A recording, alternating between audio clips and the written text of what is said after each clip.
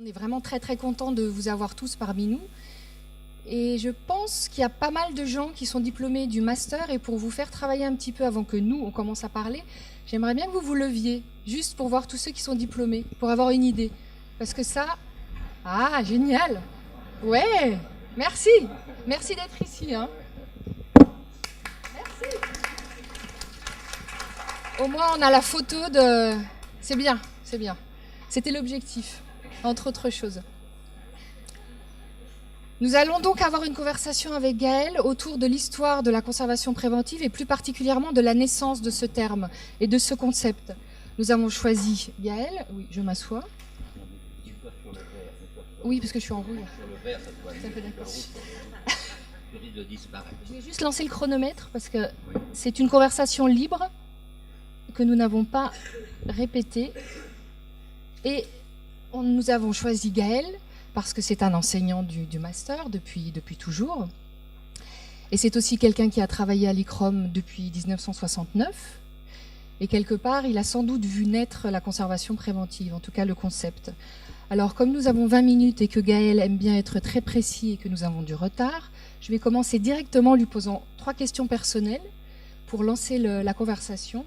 J'aimerais que tu nous dises, Gaël, où tu es né, de quel milieu socio-culturel tu viens, quelles ont été tes études avant d'être un adulte, et d'où vient ton éveil à cette vocation pour le patrimoine, la conservation du patrimoine. Est-ce que tu peux répondre à ces 3 questions? Alors, je suis français et breton. Non, parce que beaucoup de personnes pensent que je suis belge. Hein. Personne n'est parfait.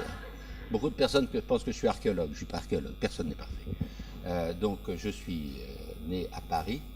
Je crois chez mes parents, pas à l'hôpital. À l'hôpital, ça ne se faisait pas à l'époque. Hein. Merci beaucoup. Veuillez m'excuser. Mon père travaillait à l'étranger, donc j'ai eu beaucoup de chance de partir à l'étranger. Et je me souviens, à 11 ans, la première visite de Pompéi, ça m'a marqué. Je voulais être archéologue. Mon père a trouvé que c'était pas un métier sérieux, bien qu'il m'ait emmené dans les musées tout le temps. Il a été surpris que je veuille faire ce métier. J'ai eu beaucoup de chance. Et il m'a dit, tant que vous ne serez pas ingénieur, rien. Alors, comme il avait une certaine poigne, je suis ingénieur chimiste. Mais j'ai eu la chance de pouvoir faire mon travail de mémoire sur la conservation des bois gorgés d'eau par polymérisation et imprégnation et polymérisation par rayon X et gamma. Et puis tout de suite après, j'ai eu l'énorme chance, par un hasard extraordinaire, de passer devant la grotte de Lascaux. Et j'ai demandé qu'est-ce qui se passe. On m'a dit, ben, écoutez, c'est pas de chance. Il y avait un ingénieur chimiste qui s'occupait de la conservation de la grotte. Et il est parti depuis 2 mois et on en cherche un. Et j'ai dit, me voilà. Et comme ça, j'ai eu la chance de passer 68 et 69 à Lascaux même. Et ça m'a évidemment énormément marqué. Parce que s'il y a un endroit où on doit faire de la conservation préventive, c'est bien là. La nature a conservé pendant 18 000 ans ce chef-d'œuvre, et nous, les hommes, en 20 ans, on a créé des conditions pour que ça se détériore. Alors ça vous fait, quand vous êtes responsable de ça à tous les jours, ça vous fait réfléchir, et vous arrivez tout de suite, pas à la restauration, mais à la conservation préventive, tout de suite. Et l'ICROM est venu me chercher, m'a demandé de venir pour 5 mois à Rome, pour un stage, et de 5 mois plus 5 mois, ça fait maintenant 48 ans que je suis à Rome. Donc en 69, quand tu es rentré à l'ICROM, est-ce que la notion le terme existait? Comment est-ce qu'il est apparu, ce terme de conservation préventive? Non, il n'existait pas. Il n'existait pas, et alors dans l'enseignement qu'on donnait, ce qui m'a beaucoup frappé, c'était que, entre autres, on enseignait à des restaurateurs, et je leur disais, mais écoutez, restaurateurs, pourquoi vous ne travaillez pas dans les réserves? Oh, mais attendez, on n'a pas le droit. À l'époque, vraiment, le restaurateur travaillait à la chaîne. Hein, on lui donnait un objet, il ne connaissait pas, il n'avait pas à réfléchir. Hein, et le transmettait en meilleur état, ou disons restauré. mais n'entrait pas du tout dans le processus de réflexion, dans la programmation, etc. Et donc là, ça m'a beaucoup choqué, et j'ai proposé au directeur de l'époque de faire un cours qui s'appelait, alors à l'époque, c'est intéressant, oui, ça tombe très bien, à l'époque c'était 70, il y avait deux notions qui étaient importantes, c'était le climat et l'éclairage. Gary Thompson, Plenderlis, etc. C'était les deux seuls éléments que l'on étudiait vraiment, dont on avait pris conscience de l'importance. Pris conscience parce qu'il y avait les conférences, etc. etc. Donc, je dis, mais c'est pas suffisant, il y a beaucoup d'autres aspects. Il y a l'aspect vol, il y a l'aspect feu, il y a l'aspect inondation, qui sont, si ceci entraîne des dommages lents et progressifs, les autres sont des agresseurs qui veulent tout détruire d'un seul coup, en quelques jours, quelques heures, quelques fois. Et donc, ça a été proposé au directeur de l'ICROM à l'époque de lancer un cours qui s'appelait Prévention dans les musées. C'est là où, pour la première fois, non pas le terme a été employé, mais qu'une action a été prise, qu'une action d'enseignement a été prise. Mais ça a été très difficile à faire accepter, très difficile à accepter.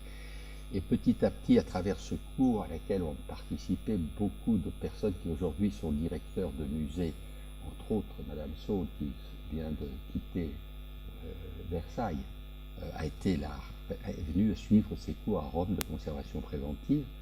Et toutes ces personnes ont apporté d'autres informations et ont dit, mais attendez, les agresseurs, c'est pas seulement vol, feu, climat, éclairage, mais c'est tant d'autres. Et c'est à ce moment-là où on a développé, je pense, voilà, on a développé ceci, où on a montré qu'il y avait 60 agresseurs, plus de 60 agresseurs, et en particulier, là, ce qu'il y avait de nouveau, un petit peu de nouveau, c'est qu'on ne démontrait pas que seulement c'était des agresseurs naturels, qu'il y avait un rôle humain très important, très très important.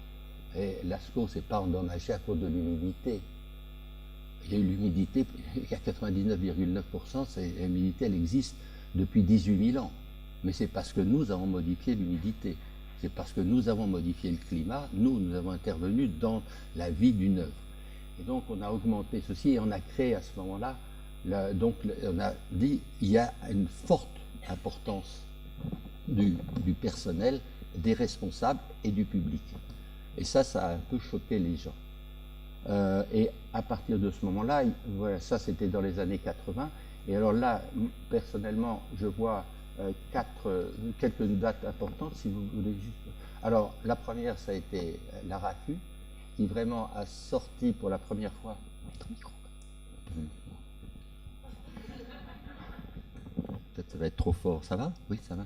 Donc, si vous ne m'entendez pas, dites-le moi, hein, vous bougez là, voilà, d'accord, oui, merci. Non, n'hésitez pas à le faire. Donc, ça a été vraiment la première fois, à ma connaissance, où il y a eu une action bien claire en conservation préventive. On utilisait le mot avant, ça c'est sûr. Mais c'est en 92 où l'ARAFU fait la première conférence sur la conservation préventive à l'UNESCO. Bravo aux membres de l'ARAFU, bravo à Denis Guimard. Ça s'est suivi 2 années plus tard. L'IIC reprend en anglais la deuxième conférence en 94 et en 96, les Espagnols sortent leur conférence, la première conférence sur la conservation préventive. Et c'est ça, ces 3 grands moments, pour la première fois dans les 3 langues principales utilisées, on a un volume sur lequel on puisse s'appuyer. Ça, c'est pour moi le grand départ. Par la suite, les autres grands moments, c'est 93, avec le diplôme d'études supérieures, le DESS de conservation préventive. Non seulement on en parle avec les publications, mais maintenant on l'enseigne. Et on l'enseigne non pas 2 heures ou 3 heures ou une semaine, mais on enseigne dans une année universitaire avec un titre universitaire. Et ça va tout changer, pas seulement en France, mais aussi ailleurs. Et là, j'en profite, excuse-moi Denis, tu es sur un siège rouge, tu vas rougir, mais je voudrais rappeler quand même le rôle essentiel que Denis et Marie Berducou ont eue pour lancer cette opération dont vous êtes la plupart, excusez-moi de le dire, les enfants de Denis Berducou et de Marie Guimard.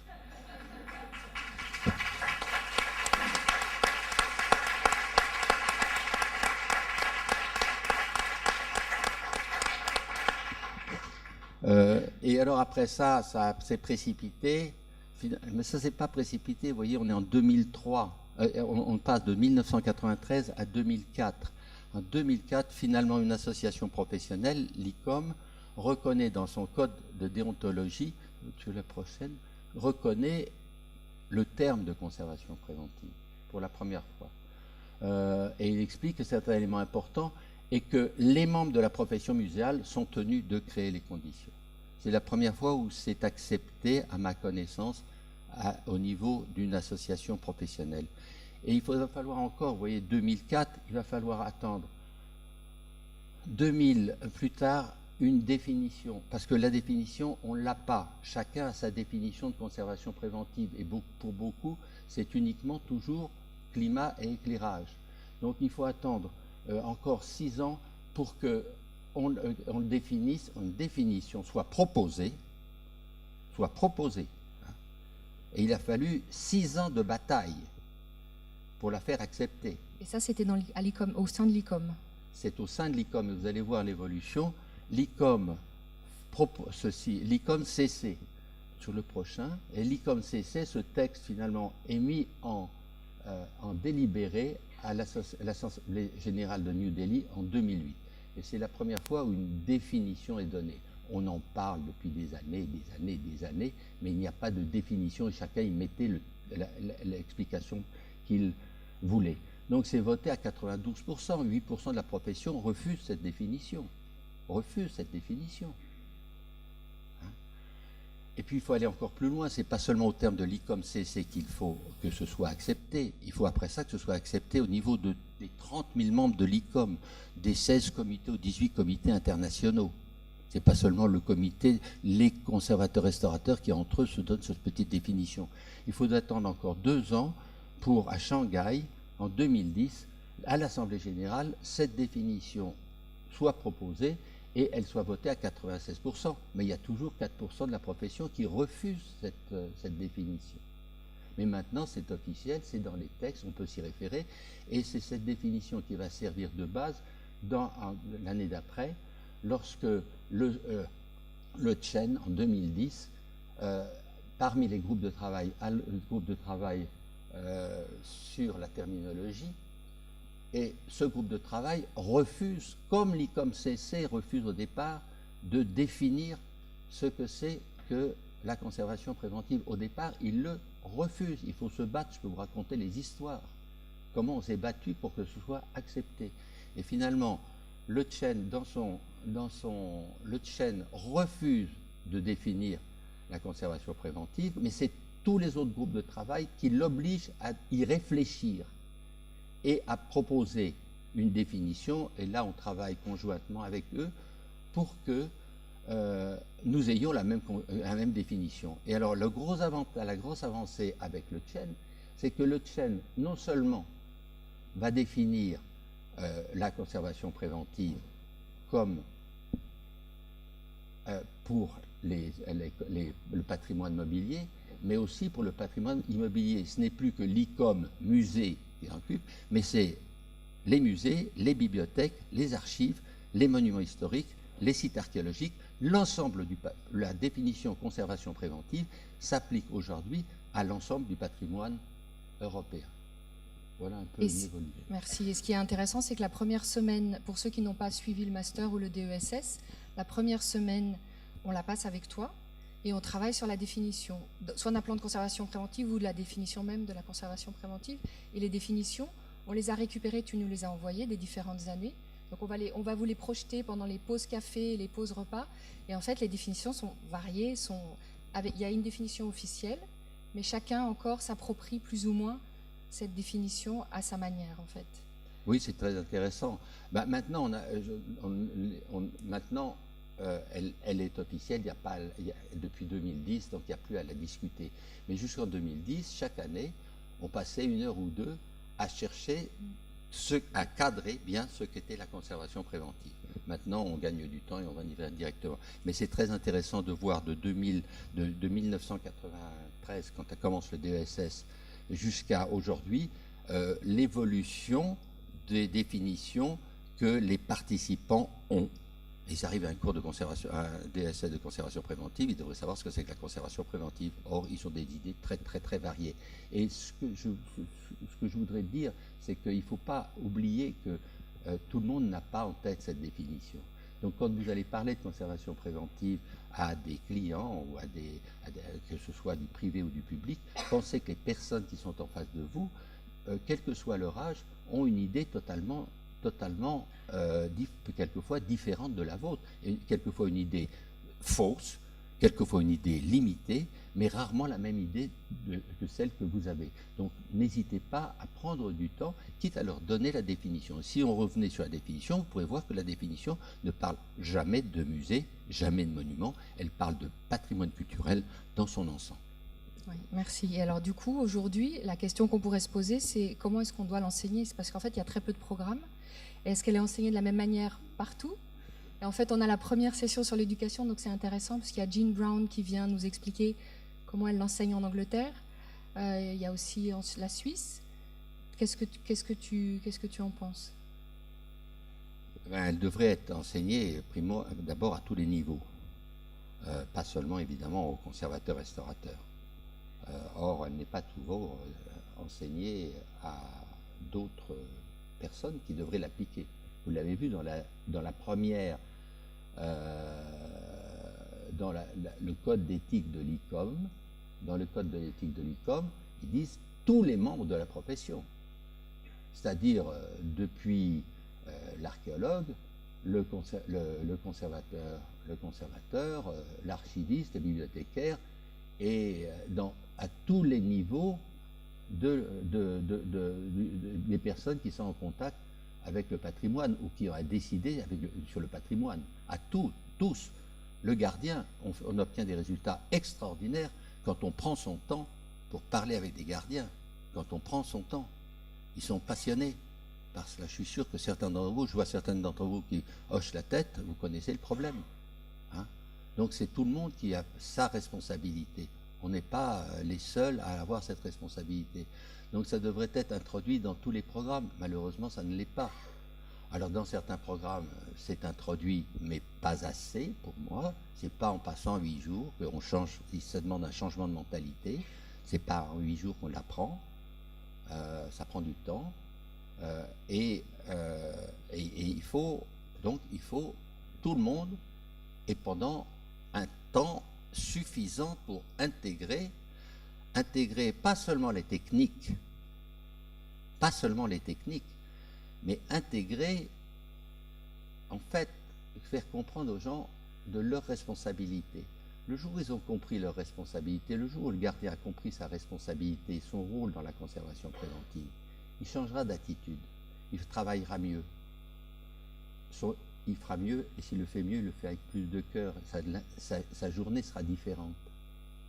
Et si on a que, à travers la conservation préventive, on fait mieux notre métier de gardien de la mémoire. Parce que c'est ça ce que l'on fait, c'est qu'on ne garde pas la matière, on garde la mémoire. Et la mémoire est tangible, comme tous ces objets que vous voyez défiler. Chaque objet parle. Il faut savoir le faire parler. Mais pour savoir le faire parler, pour qu'il puisse parler, il faut sauver la matière. Mais la conservation préventive n'est qu'un premier pas dans notre vrai métier, qui est d'assurer la transmission de la mémoire. Merci Gaël. Je vais conclure en faisant juste une petite remarque. Ce que tu viens de dire, je pense que c'est ce qui fait les gens qui sont passés par cette formation ont une vision différente de ceux qui ne l'ont pas faite, justement pour ça. Parce que je pense que tu as introduit le facteur humain. On l'a vu au début avec d'ailleurs tu dis les agresseurs.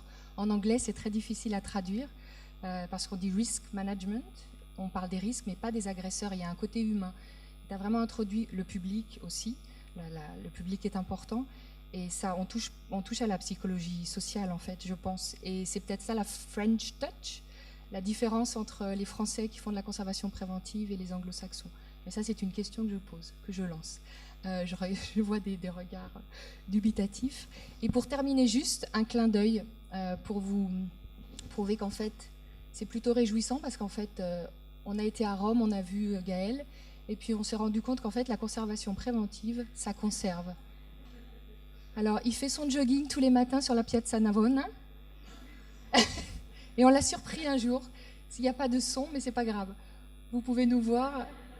Et donc, c'est plutôt optimiste.